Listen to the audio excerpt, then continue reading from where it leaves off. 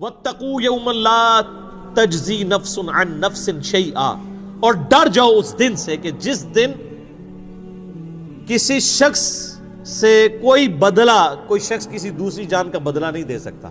یہاں پہ لوگ کہتے ہیں نا جی آپ ہمارے مرید ہو جائیں، ہم خود آپ کے گناہوں کا بوجھ اٹھا لیں گے، اللہ سے بخشوا لیں گے۔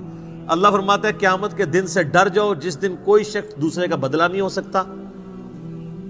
حتیٰ کہ بخاری مسلم میں حدیث ہے، سیدہ فاطمہ جنتی عورتوں کی سردار ہے، اور بخاری اور مسلم میں موجود ہے سیدہ عائشہ سے سیدہ فاطمہ سلام اللہ علیہا جنتی عورتوں کی سردار ہے، اور بخاری اور مسلم میں موجود ہے کہ سیدہ فاطمہ سے نبی علیہ السلام نے فرمایا اے میری بیٹی فاطمہ، میرے مال سے جو کچھ لینا ہے نا وہ لے لے، وہ تو اس کا مالک تو میں ہوں، لیکن آخرت کے دن اگر اللہ نے تجھے پکڑ لیا تیرے اعمال کے سبب تو میں تیرے کچھ کام نہیں آؤں گا۔ تو قرآن میں لکھا ہوا ہے۔ سیدہ فاطمہ کو تو کہا جا رہا تھا، سنایا ہمیں جا رہا تھا کہ اگر سب سے زیادہ رشتہ داری کا بینیفٹ کسی کو مل سکتا تھا نا تو سیدہ فاطمہ تھی، لیکن ان کو بھی بتا دیا گیا کہ اعمال کے بارے میں کھلی چھٹی نہیں ہے۔ اور سیدہ فاطمہ کو تو چھوڑ دیں، قرآن میں 3 دفعہ آیت آئی ہے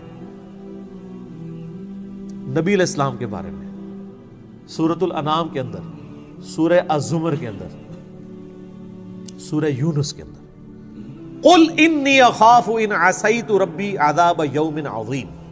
اے نبی تم فرماؤ کہ مجھے خود ڈر ہے اس بات کا کہ اگر میں نے بھی اپنے رب کی نافرمانی کی تو بڑے دن کا عذاب مجھے بھی آ پکڑے گا۔ سر مجھے بتائیں آپ کا اور میرا رب اس سے زیادہ کس لیول پہ آ کے آپ کو سمجھائے؟ نبی علیہ السلام سے بڑھ کے کسی کا مرتبہ ہے؟ تو یہ جو آپ کو جنت کی گارنٹیاں دیتے پھر رہے ہیں، یہ کتنے بڑے مجرم ہیں۔ ان کو کہ نبی علیہ السلام کے بارے میں کہا جا رہا ہے، کیوں کہا جا رہا تھا؟ تاکہ تم لوگ یہ کلیم نہ کر لینا کہ ایسی کچھ کر سکتے ہیں۔ اس دن سے ڈر جاؤ جس دن کوئی جان دوسری جان کا بدلہ نہیں ہوگی، ولا یقبل منہا شفاعت، اور کسی کی سفارش قبول نہیں کی جائے گی۔ سفارش کیوں کی جاتی ہے؟ آپ دنیا میں کسی شریف آدمی کی سفارش کے لیے تھانے جاتے ہیں تو ایس ایچ او سے جا کے کیا کہتے ہیں کہ میں اسے اچھے طریقے سے جانتا ہوں، آپ کو غلط فہمی ہوئی ہے، میں گارنٹی دیتا ہوں یہ بندہ اس طرح کا نہیں تھا، اس پہ جھوٹا الزام لگا ہے، یہی کہتے ہیں نا۔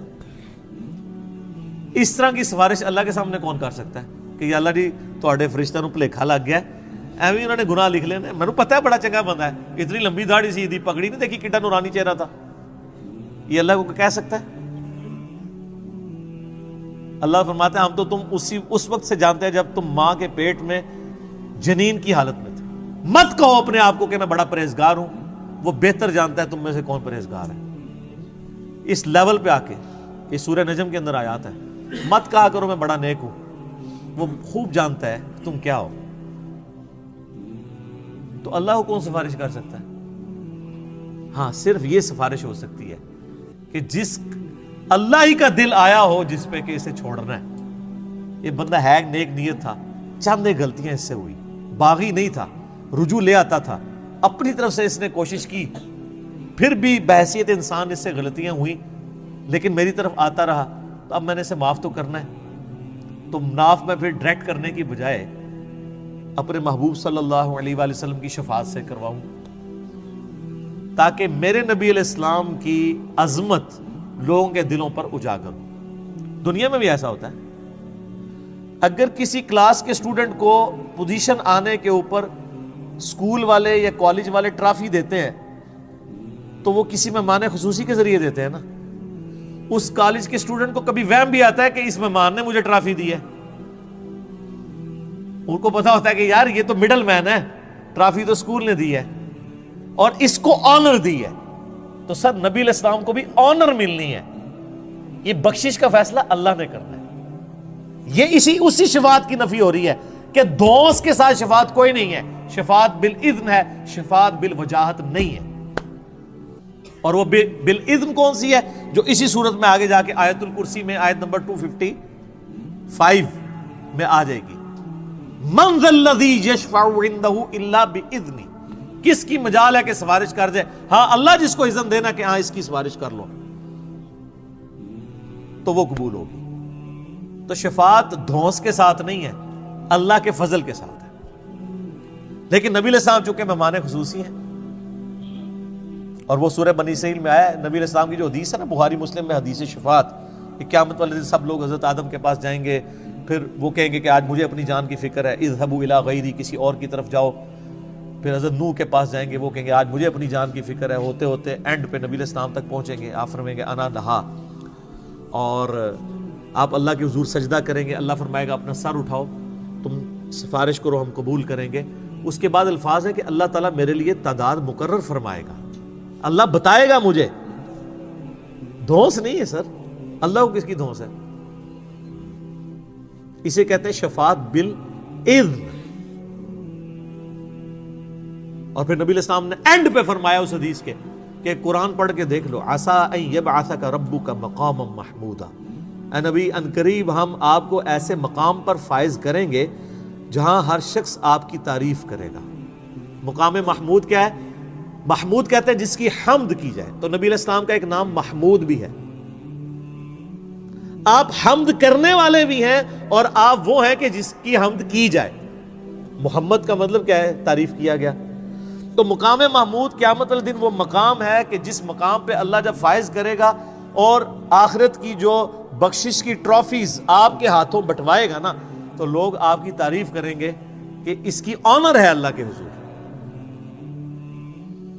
مسئلہ شفاعت پہ 88B مسئلہ میرا ڈیٹیل سے 1.5 گھنٹے کی گفتگو ریکارڈڈ کے اندر موجود ہے، آپ یوٹیوب کے اوپر اپلوڈڈ آپ دیکھ سکتے ہیں.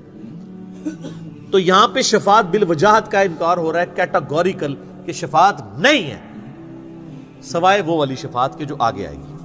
ولا یؤخذ منها عدل، نہ کسی سے کوئی معاوضہ قبول کیا جائے گا. یہ دنیا میں رشوت کر کے آپ چھوٹ سکتے ہیں نا، اللہ کو رشوت دے سکتا ہے؟ قرآن میں آگے چل کے آئے گا کہ اگر کوئی پوری زمین کے برابر سونا بھی دے دینا عذاب سے چھوٹنے کے لیے، کچھ نہیں کر سکتا. ولا هم ينصرون، اور نہ اس کی کوئی مدد کر سکے گا. لو جی اے ایک آیت جڑی ہے نا سورۃ البقرہ کی آیت نمبر 28، آپ کے انڈیا، پاکستان، بنگلہ دیش کے بالخصوص اور باقی پوری امت مسلمہ کے بالعموم عقائد کو پیسیفک اوشن میں پھینک دیتی ہے. ڈر جاؤ اس دن سے، لا تجزی نفس عن نفس شیئا، جب کوئی جان کسی دوسرے جان کا بدلہ نہیں دے سکتی. ولا یقبل منها شفاعہ، نہ کوئی دھونس کے ساتھ شفاعت کر سکتا ہے. ولا یؤخذ منها عدل، نہ کسی سے کوئی معاوضہ قبول کیا جائے گا. ولا هم ينصرون، اور نہ کوئی کسی کا مددگار بن سکے گا. 4 چیزوں کا انکار آ گیا. اونٹ پیر تو کتنے گئے؟ تو بےچارے آپ کو ٹھیک ہی تو کہتے ہیں، آپ کیوں نہیں مانتے کہ قرآن حدیث ڈائریکٹ نہیں پڑھنا گمراہ ہو جاؤ گے؟ بالکل ٹھیک کہہ رہے ہوتے ہیں.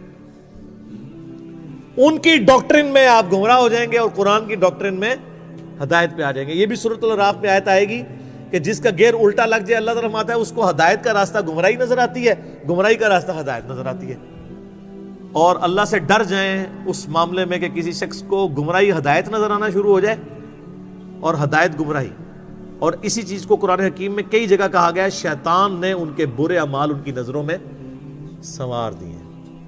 اور یہ بڑا خطرناک معاملہ ہوتا ہے جب کہ شیطان انسان کو نیکی کے کام کروانا شروع کر دے نیکی کے نام کے اوپر، حالانکہ وہ ہو برائی کے کام. سلطانہ ڈاکو، بڑے اسمگلر، بڑے بڑے پراپرٹی ڈیلرز لوگوں کی زمینیں ہتھیا کے 1 لاکھ بندے کا دسترخوان چلا رہے ہیں. تو شیطان نے ان کے برے اعمال ان کی نظر میں سنوار دی. ان کو یہ حرام کا پیسہ کمانا نظر نہیں آ رہا، ان کو نظر آ رہا ہے کہ یار ہم اتنے غریبوں کو کھانا کھلا رہے ہیں. اچھا، یہ دنیا میں اس کی تعریف ہوگی، اللہ کے ہاں 0 سے ملٹیپلائی. اللہ کو دھونس نہیں ہے نا. یہ روب تو آپ پہ چل سکتا ہے نا، اللہ کے لیے کوئی روب ہے کسی بندے نے 1 لاکھ کو کھلایا؟ سر جو روزانہ لاکھوں ویل مچھلیوں کو کھانا کھلا رہا ہے پیسیفک کے اندر اور اٹلانٹک کے اندر، جو ایک چھوٹے ویل مچھلی کی جو ایک وقت کی خوراک 500 کلو گوشت ہے، آدھا ٹن ایک وقت کا چھوٹی ویل کھاتی ہے، جو ملینز آف ٹن گوشت لاکھوں ویلوں کو روزانہ کھلاتا ہے، اس کے سامنے 1 لاکھ کا دسترخوان تو ایک ویل مچھلی سے پورا ہو جاتا ہے.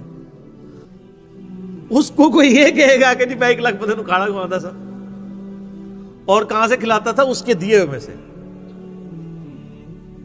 جو اللہ نے اس کو دینا تھا لیکن اس نے حرام کے طریقے سے لوٹا. مرنے سے پہلے اے مسلمان کر لے اس پہ غور، کتابوں کا خدا اور ہے، بابوں کا خدا اور۔ سر قرآن کی ہر آیت کے بعد جیسے ایک گول دائرہ ڈلا ہوا ہے نا، ایک چھوٹا سا سٹیرک لگا کے نا سائڈ پہ یہ شعر لکھ دیا جائے اردو کے اندر، کم از کم پنچ کرے آپ کے دماغ کو۔ اور میں کہتا ہوں کہ سوائے سعودیہ کے اور عرب ملکوں کے کسی ملک میں قرآن بغیر ترجمے کے چھاپنا حرام ہونا چاہیے۔ یہ گورنمنٹ کا کام ہے۔ آپ کیوں لوگوں کو طوطا بنانا چاہتے ہیں؟ اگر ہمارے آئین میں یہ شک داخل ہو جاتی، میں نے کئی دفعہ ہائی لائٹ کی ہے 73 کے، کہ پاکستان میں صرف عربی میں قرآن نہیں چھاپ سکتا۔ صرف عربی میں قرآن چھاپنے کا مطلب کیا ہے؟ آپ لوگوں کو یہ بتا رہے ہیں کہ صرف عربی پڑھنی ہے، یہی بتانا چاہ رہے ہیں۔ تو کتنا بڑا ظلم کر رہے ہیں۔ قرآن اس لیے نازل ہوا ہے، کہتے ہیں دنیا میں سب سے زیادہ پڑھی جانے والی کتاب قرآن ہے، لیکن اس کا جو سائملٹینیس کنٹراسٹ ہے کہ دنیا میں سب سے زیادہ بغیر سمجھ کے پڑھی جانے والی کتاب کون سی ہے؟ قرآن۔ یہ اتنا بڑا تماچا ہے اس امت کے منہ کے اوپر۔ تو قرآن انڈیا، پاکستان، بنگلہ دیش کے اندر، رشیا کے اندر، ایران کے اندر بغیر ان کی نیٹو لینگویج کے ترجمے کے چھپنا ہی نہیں چاہیے، بلکہ گورنمنٹ کا کام ہے کہ صرف عربی میں جو قرآن چھپے ہوئے یہ ریٹریو کریں مسجدوں سے، اور اس کی بجائے وہ رکھیں۔ کتنا خرچہ ہو جاتا ہے۔ سعودیہ والے دیکھیں نا، جو بندہ حج عمرے پہ جاتا ہے، حج والوں کو تو وہ ایٹ لیسٹ قرآن پاک ان کی زبان میں دیتے ہیں۔ چائنیز آئے ہوئے ہیں تو چائنیز کو چائنیز لینگویج میں دیں گے، ملائی لینگویج میں دیں گے ملیشینز کو، پاکستانیوں کو اردو ترجمے والا دیتے ہیں۔ ہماری گورنمنٹ نہیں کر سکتی، کوئی خرچہ نہیں ہے۔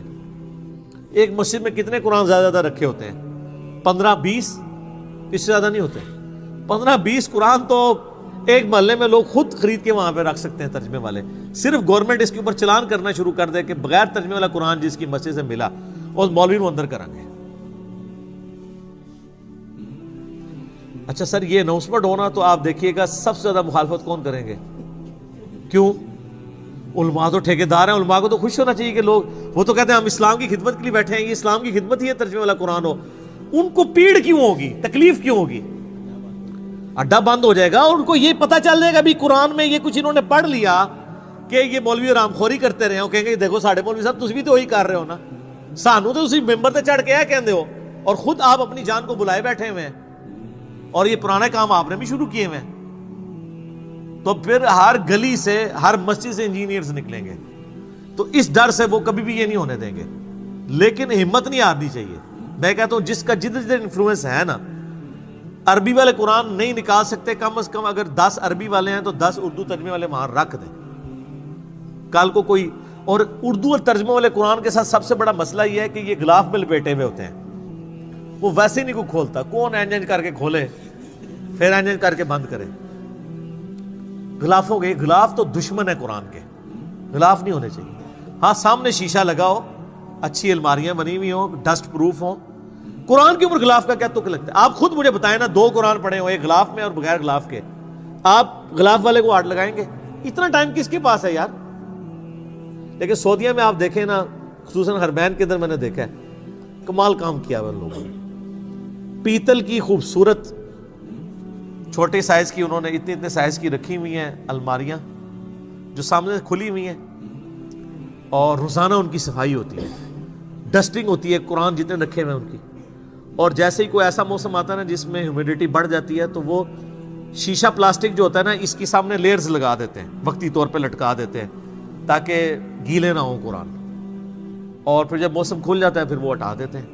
مساجد کے اندر بھی، شوکیس کے اندر، میں نے نہیں، وہاں کو غلاف کے اندر میں نے قرآن نہیں دیکھا سعودیہ پورے میں کہ غلاف کے اندر قرآن پڑھا ہوا ہو۔ تو بالکل صحیح اپروچ ہے۔ اور آپ اس لیے عربیوں کو دیکھیں گے، عربی قرآن بہت زیادہ پڑھتے ہیں۔